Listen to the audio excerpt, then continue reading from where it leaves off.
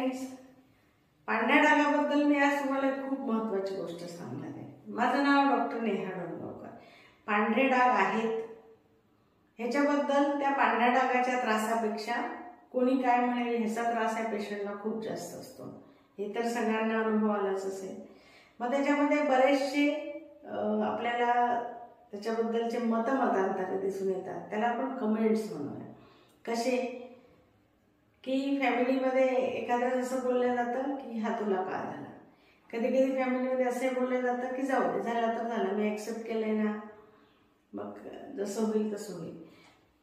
किंवा बाहेर निघाल्यानंतर बरेचसे लोक सल्ले देतात, वेलविशर असतात म्हणून ते सल्ले देतात, असं जरी गृहीत धरलं तरी जो पर्सन आहे ज्याला पांढरे डाग झालेले आहेत त्याला काय वाटतं ह्याचा विचार त्यांच्या आजूबाजूचे लोक जर करतील तर त्या व्यक्तीला मला वाटतं जगणं सुसह्य होईल।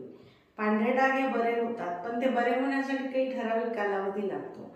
ते बरे होतात म्हणजे ते जाताना हळूहळू कमी होतात। एक पांढरा डाग आला आणि एका महिन्यात तो पूर्ण गेला असं कुठल्याही ट्रीटमेंटने होत नाही।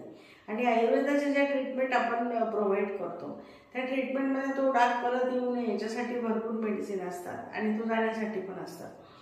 तर या पद्धतीने जेव्हा आपण त्या रोगाचं मूळ शरीरातून काढून टाकत असतो तेव्हा त्याला पेशन्स खूप गरजेचे आहे।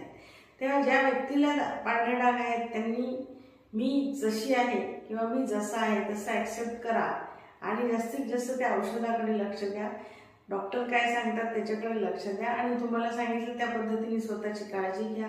ऊन दाखवायला सांगितलं तेव्हा वेळ काढा, आपल्यासाठी वेळ देणं, आपण नाही दिला तर कोण देईल हा विचार करा आणि स्वतःवर प्रेम करायला शिका। मग तुमचं आयुष्य त्या पांढऱ्या डागाला क्युअर करून अधिकच चांगलं होईल, हे माझं प्रॉमिस आहे। पण ह्या पद्धतीने जे मला आढळत आहे त्याच्याबद्दल मला वाटलं की हे बोलायला पाहिजे की इकडे न बघता आपल्याला तो दुरुस्त करायचा आहे, इकडेच बघा। तो जर फोकस असेल तर पांढरे डाग घालवणं काही अवघड नाही।